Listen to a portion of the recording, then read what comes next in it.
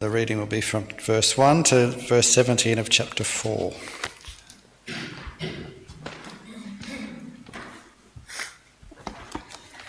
Now Moses was tending the flock of Jethro, his father-in-law, the priest of Midian, and he led the flock to the far side of the wilderness and came to Horeb, the mountain of God. There the angel of the Lord appeared to him in flames of fire from within a bush. Moses saw that though the bush was on fire, it did not burn up. So Moses thought, I will go over and see this strange sight, why the bush does not burn up. When the Lord saw that he had gone over to look, God called to him from within the bush, Moses, Moses.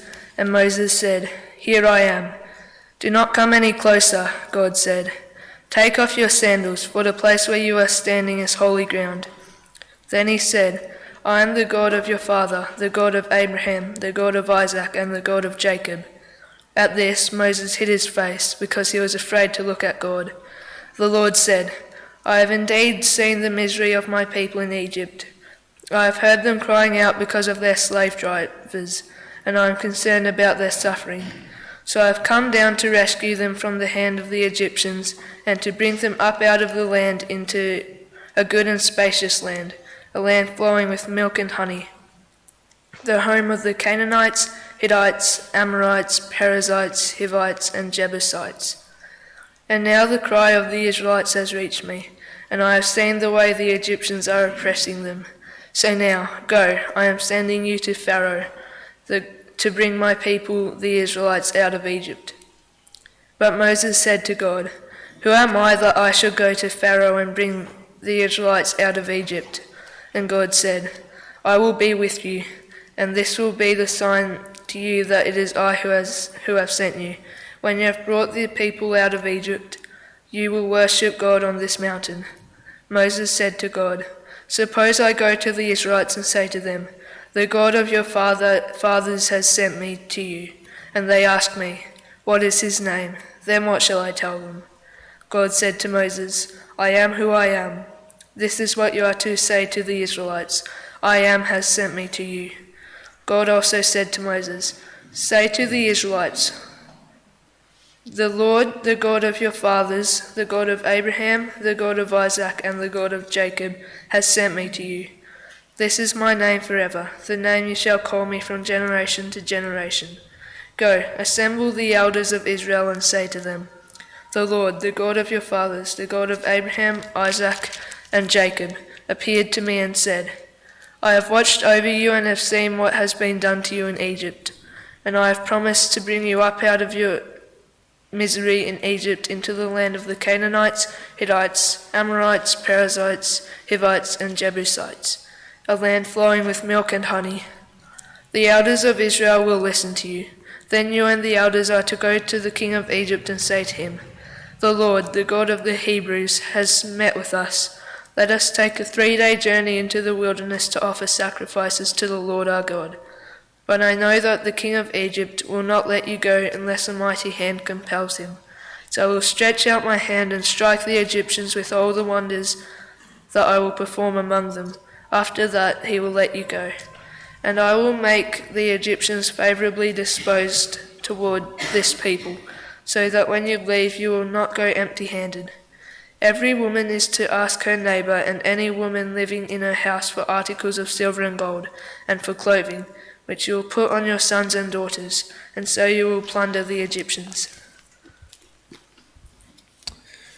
Moses answered, What if they do not believe me or listen to me and say, The Lord did not appear to you? Then the Lord said to him, What is that in your hand? A staff, he replied. The Lord said, Throw it on the ground. Moses threw it on the ground, and it became a snake, and he ran from it. Then the Lord said to him, Reach out your hand and take it by the tail. So Moses reached out and took hold of the snake, and turned it back into a staff in his hand. This, said the Lord, is so that they may believe that the Lord, the God of their fathers, the God of Abraham, the God of Isaac, and the God of Jacob, has appeared to you. Then the Lord said, Put your hand inside your cloak. So Moses put his hand into his cloak, and when he took it out, the skin was leprous. It had become as white as snow. Now put it back into your cloak, he said. So Moses put his hand back into his cloak. And when he took it out, it was restored, like the rest of his flesh. Then the Lord said, "If they do not believe you or pay attention to the first sign, they may believe the second. But if they do not believe these two signs or listen to you, take some water from the Nile and pour it on the dry ground. The water you take from the river will become blood on the ground." Moses said to the Lord, "Pardon your servant, Lord. I have never been eloquent, neither in the past nor since you have spoken to your servant. I am slow of speech and tongue." The Lord said to him, "Who gave human beings their mouths? Who makes them deaf or mute? Who gives them sight or makes them blind? Is it not I, the Lord? Now go, I will help you speak and will teach you what to say." But Moses said, "Pardon your servant, Lord. Please send someone else." Then the Lord's anger burned against Moses, and he said, "What about your brother Aaron the Levite? I know he can speak well. He is already on his way to meet you, and he will be glad to see you. You shall speak to him and put words in his mouth. I will help both of you speak, and will teach you what to do. He will speak to the people for you, and it will be as if he were your mouth, and as if you were God to him. But take this staff in your hand so you can perform the signs with it."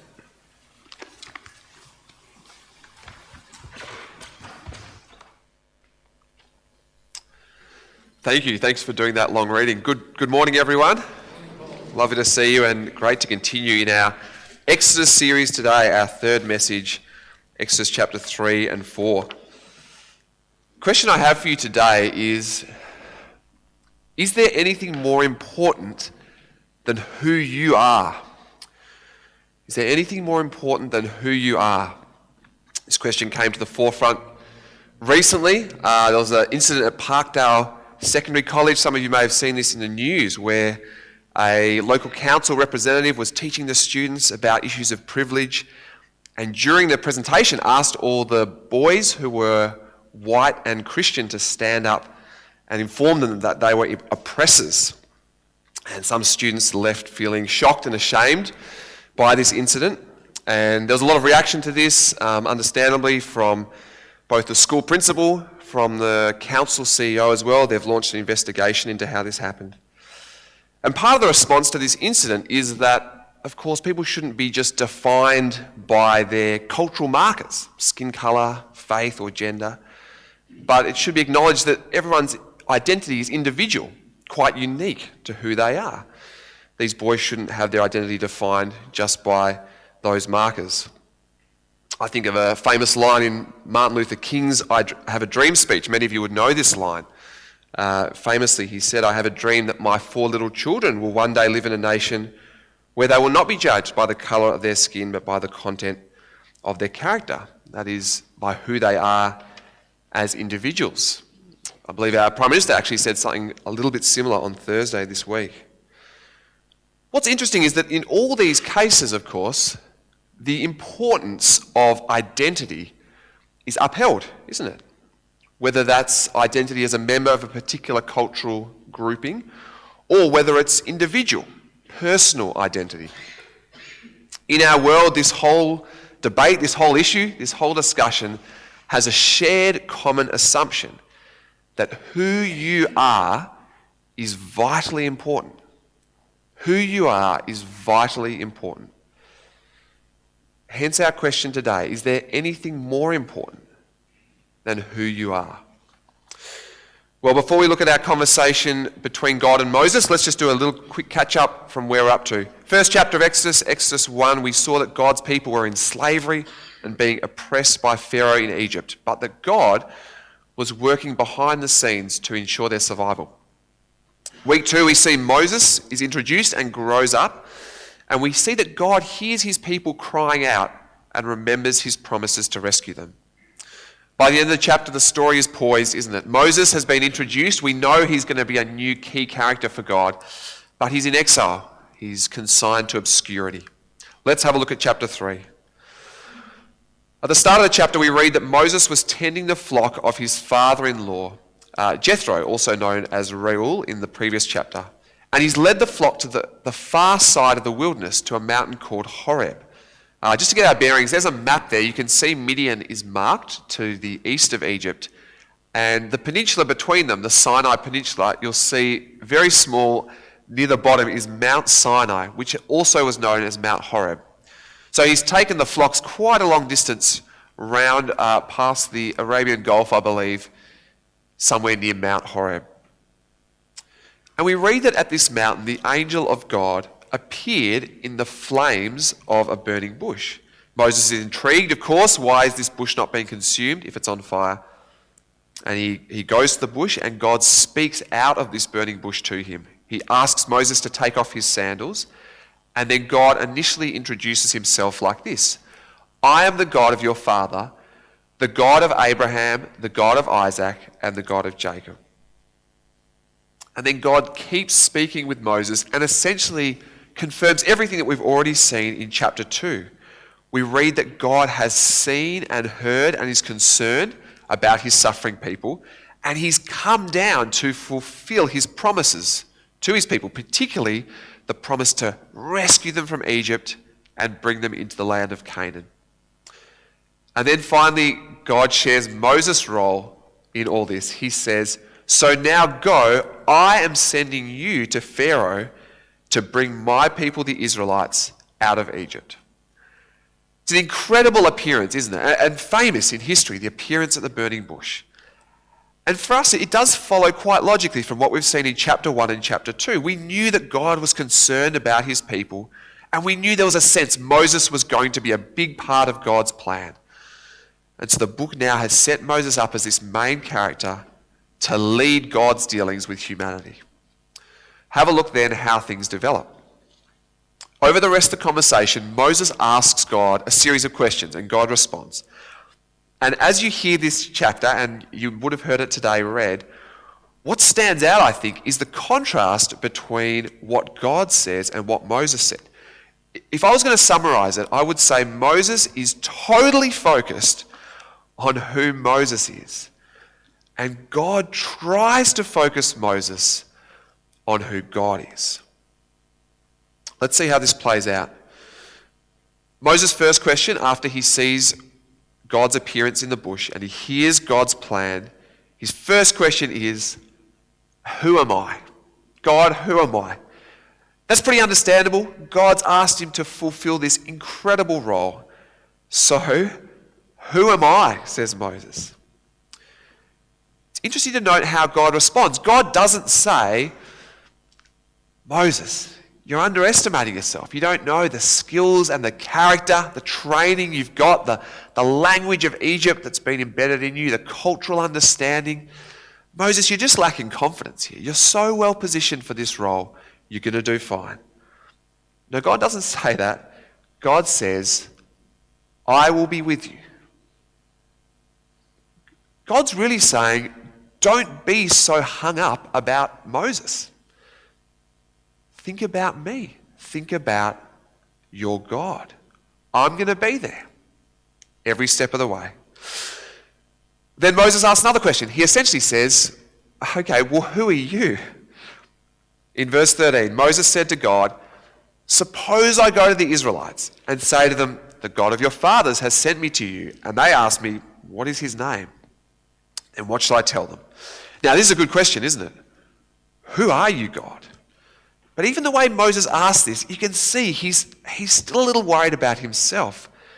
Suppose I go to the Israelites and they ask me this question. What am I going to tell them?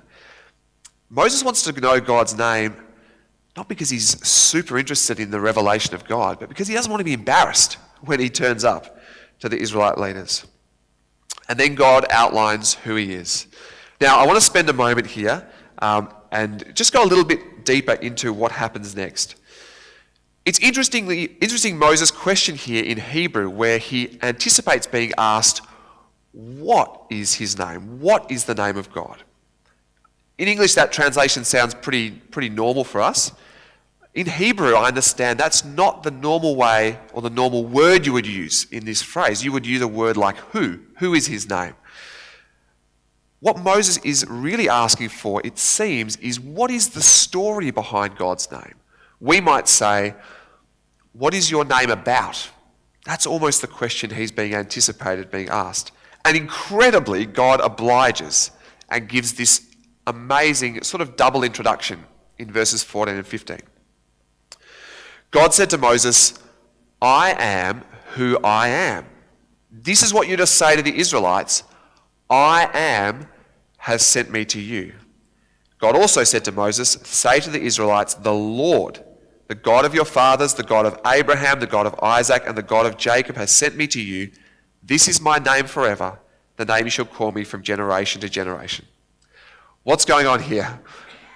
Well, the word Lord in all capitals in verse 15 is in Hebrew Yahweh, or YHWH. And each time you see the word Lord in capitals, as you read through the Old Testament, that's in place of the Hebrew for Yahweh. Our Bibles use Lord in capitals as a convention. The name Yahweh was seen to be so holy or sacred that it's not put into print in our Bibles. And I should be clear as well that Yahweh is a name. The way it's always phrased in sentences and constructions, it's a personal name, like my name is Paul. It's not a title, like king or lord. That's the idea of the word. It's a name. Now, before Moses' time, the name of God being Yahweh was already known in Genesis. So, for example, in Genesis 15, when God appears to Abraham in the covenant, he uses his personal name. I am the Lord, there it is, who brought you out of Ur of the Chaldeans to give you this land to take possession of it. But it seems like through Genesis, this was just a word that was used, that God used to refer to himself. There wasn't really an understanding of why God had this name or what it meant. It was just a word, Yahweh, a word in Hebrew that sounds a little bit like he is. So when God speaks to Moses, what he says in verse 15, the second half, would be pretty familiar. I am the Lord, the God of Abraham, Isaac, and Jacob. Yahweh, that's my name. I'm the God of your fathers. But verse 14 is new. Here God is really, I think, unpacking what his name means. God says, I am who I am. The I am has sent me to you. I am is roughly Ayah in Hebrew, excuse my pronunciation, but it's very similar to Yahweh, which sounds like he is. What's God meaning by this? Well, a lot of ink has been spilled on these words. I believe what's likely is God is saying, I am the one who is. I am the existence that defines all other existence. I am who I am. It's a really important introduction. See, if you think about it, almost all other names in this world are derivative by nature. My name's Paul, and I was named after my great-grandfather, who's also called Paul, and he was named after the Apostle Paul from the Bible. Now, the Apostle Paul's name means small. Presumably, if he was one of the first to be called that name, he was a small baby or something like that. Everything's derived from something else. Surnames are similar. You may know the history of your family name. They're often place names or occupations or words that sound like something. The very first name in the Bible, Adam, sounds like the Hebrew word for ground or earth. You know, he's the man from the earth. Eve sounds like the word for living. Ancient Greek and Roman gods, they were named in relation to the things they were gods of. Poseidon, god of the sea. Ares, god of war. Zeus, god of the sky. But our Lord, the Lord God, is different. God has lots of titles. King, Lord of hosts, Lord Almighty, God Almighty. But the only name given for our God, the only proper name is I am, or he is. He's the one who exists. He's the one who is. God derives his identity from himself alone. So now this word Yahweh, the name of God that was known from Genesis, has real meaning. God is the one who is. And after telling Moses his name, he then continues and outlines his plan for rescue. He gives Moses a basic script for Moses to use to the elders in verses 16 to 17. And he says, these elders are going to listen to you, these Israelite elders. Then he gives a basic script to Moses to use with Pharaoh, and he says, Pharaoh's not going to listen to you. Don't get your hopes up with Pharaoh. But then he says what he will do is he will perform these wonders and signs among the Egyptians until Pharaoh agrees to let them go. And he says as they go, they will plunder Egypt kind of on the way out. It's incredible stuff. God gives clear directions, clear predictions about what's going to happen. He essentially, for our sake, he's summarizing basically the next 9 chapters of Exodus. If you want to find out what's going to happen, read Exodus chapter 4. Think about what Moses has just heard here. He's heard the precious name of God now unpacked for the first time, explained. This is what my name means. This is who I am. He's heard the incredible plan of God outlined for him with great confidence. What a privilege for Moses to receive this. So what does Moses say in response? Moses answered, "What if they do not believe me or listen to me and say, 'The Lord did not appear to you'?" You see that focus every single time. Moses is focused, what about me? God's just confirmed. These elders, they're going to listen to you, Moses. And Pharaoh will not. God doesn't sort of have rose-coloured glasses in. God just knows. But Moses, he's not convinced. He's really nervous. He says, I think they'll struggle to believe me. You don't get in the text to hear what God's tone is here or how he's feeling, but you almost get a sense of his patience here with Moses. So to ease Moses' mind, he gives him these 3 amazing signs he can use. A staff that can change into a snake or back to a staff. If he puts his hand in his jacket and takes it out, it'll have a skin disease and it can be cured just by putting it back into his jacket again. And Moses can pour water from the Nile on the ground and it will turn to blood. Amazing gifts for Moses, amazing powers that he has. Primarily given to Moses, of course, for Moses' own peace of mind. Then we hear from Moses again.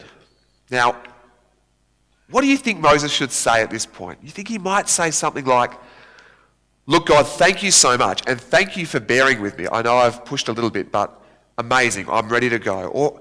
Or maybe he'd say, "God, I'm so grateful you've called me to this privileged role. What a blessing for me to take it up." Or he might even just say, "Look, God, thank you for remembering your people and being ready to rescue them." Here's what Moses says. "Pardon your servant, Lord. I've never been eloquent, neither in the past nor since you've spoken to your servant. I am slow of speech and tongue." He basically says, "Look, God, I'm just not a great speaker. I'm really not a good choice for this role." God's response, I think, is really important. The Lord said to him, "Who gave human beings their mouths? Who makes them deaf or mute? Who gives them sight or makes them blind? Is it not I, the Lord? Now go. I will help you speak and will teach you what to say." Take a step back here for a moment. I think this, for me, this is the moment where you get that contrast striking the most. God's appeared in the burning bush, explained who he is, given the plan for the rescue for Egypt, 3 miracles to Moses to perform as needed. And Moses says, "I'm just not a great speaker." God's response, I think, is amazing. God says, "Whose mouth do you think that is? You think the creator of the universe, the one who makes and sustains everything, who designed the tongue, the mouth itself, you think that God is going to have trouble working with you? Really, Moses, you think that's the issue here? Moses, God says, you've got to lift up your eyes. You need to have a bigger picture of God." I'm not sure if you have any trouble believing some of the miracles in the Bible. Perhaps you do. Maybe it's Jesus walking on water or raising people from the dead. I certainly know some people who certainly have a general sense of God but have a lot of trouble with particular miracles. I personally don't have too much trouble, and this is one of the big reasons why. See, I believe in a God who makes and sustains everything, who designed and shaped this world that we live in, who created life out of nothing. Do I believe this same God could multiply fish and bread, who could give new life to a dead body? Of course I do. Who made those fish and bread? who controls the surface of the water that Jesus walked upon, who gives life to each of us. Moses here is consumed with asking, what about me? He says, God, I don't have the goods here. I'm not going to be able to get this job done. God draws his focus up. God says, Moses, what about me? What kind of God do you think you're following here? Who gave you that mouth you're so worried about? Do you think your speech is beyond me? I think it's really telling that you see there, God includes his personal name in that response. The name he's just unpacked. He says, is it not I, the Lord, Yahweh, the one who is? Is it not the I am, the ever-existent one?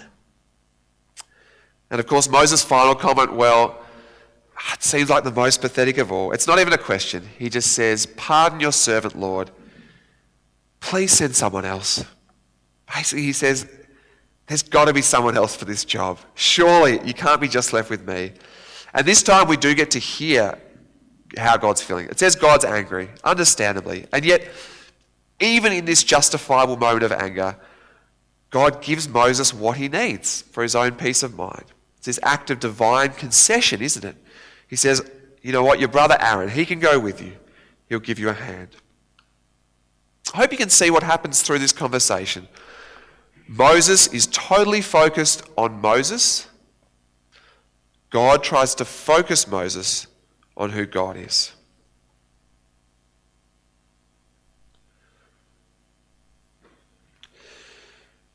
I think it's easy for us, it's certainly easy for me, to kind of laugh at Moses, to see how he reacts in the face of the Almighty and think, boy, Moses, just get your act together.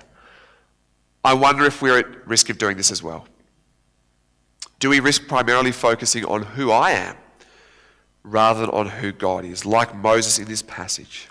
Faced with the enormity of God, we can be consumed by our own limits, our own existence and boundaries, especially in the context of what we might do to serve God.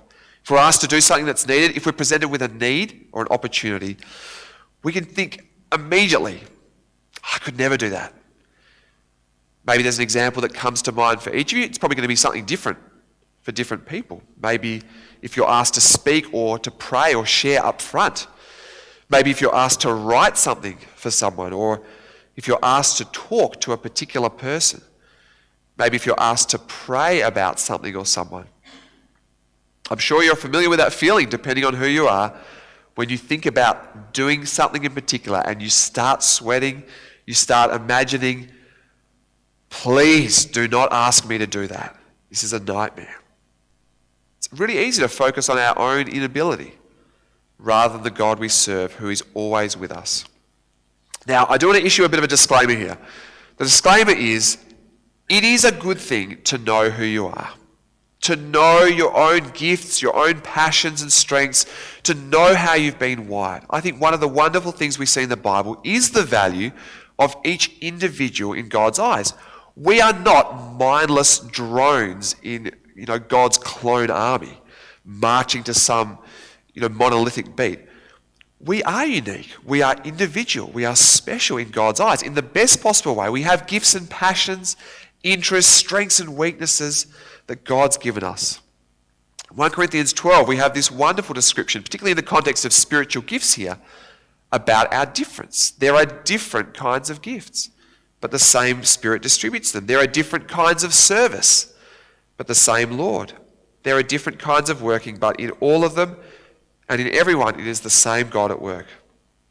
Now to each one the manifestation of the Spirit is given for the common good. The passage then continues, making it clear we should expect to be different. We should expect to have different gifts from others and to be happy that we're not the same. Knowing yourself is a good thing. It's good to be aware of your limits and your tipping points, your temptations, your tendencies. So what can we take from all this positively? Let me suggest we must derive our primary identity from God himself. We must derive our primary identity from God himself. Super important, I think. I'm a pastor. I'm also a lawyer. I'm a father, a brother, a husband, and a child. I'm an Anglo-Australian. I'm a basketball player. I'm I'm a guitarist, but before any of those, I am a child of God. And this is an identity that all of us who trust in Jesus share. I am a child of God before anything else. What this means is we don't ignore our gifts and our passions and interests. We thank God for how he's made us, how he's developed us. But we also know God can use us despite our weaknesses. Or to use a sporting metaphor that I find helpful, God can play us out of position quite easily. Personal example for myself, I'm quite comfortable being a preacher and a pastor to people, but I'm not naturally an evangelist. I wish I was. I wish it was a natural gift of mine, but it's not. And yet time and time again, God puts me in situations where he calls me to share the gospel of Jesus Christ with people who don't know him. And I find it hard, but I pray to God and I trust God that he will empower me to share helpfully to those in need, whatever that situation is. The great thing as well, can I say, about serving God out of a weakness rather than a strength is there's never any doubt where the capacity to do so comes from. In an area that's a natural strength for me, I can be at risk of believing it's my own ability that helps me perform a task. I need to fight that temptation. But in an area that's a weakness, like evangelism for me, I never have that risk. I know I am desperately relying on God through his Holy Spirit when I share the gospel with someone who doesn't know Jesus. God help me. God help me.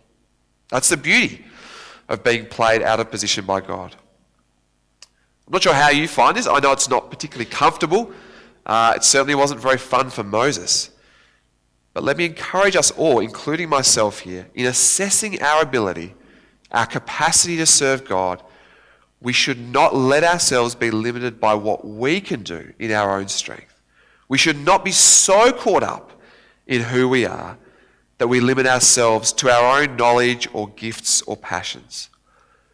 Instead, let me encourage us more and more to get to know the God we serve, the one who is, the self-existent one, the one who empowers us to do all things, including those we know we can't do on our own.